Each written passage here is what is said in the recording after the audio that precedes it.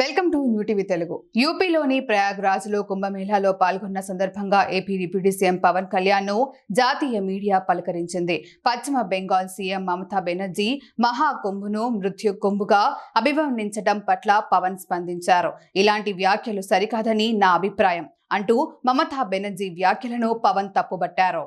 సనాతన ధర్మంపై, హిందూ ధర్మంపై చాలా సులభంగా వ్యాఖ్యలు చేస్తుంటారు. అదే మన నాయకులతో వచ్చిన సమస్య. వారు హిందూ మతంపై చేసినంత సులభంగా ఇతర మతాలపై వ్యాఖ్యలు చేయరు. ఇలాంటి ధోరణి ఉన్న నాయకులతో కష్టమే. తమ వ్యాఖ్యలతో కోట్లాది మంది ప్రజల మనోభావాలను దెబ్బతీస్తున్నామని వాళ్ళు తెలుసుకోరు. కుంభమేళాలో కొన్ని ఘటనలు జరిగాయంటే అది నిర్వహణ వైఫల్యం అనలేం. కోట్లాది మంది తరలివచ్చే ఇలాంటి కార్యక్రమాలను నిర్వహించడం ఏ ప్రభుత్వానికైనా అత్యంత క్లిష్టమైన సవాల్గా నిలుస్తోంది. దుర్ఘటనలు, దురదృష్టకర ఘటనలు జరగాలని ఎవరు కోరుకోరు కదా.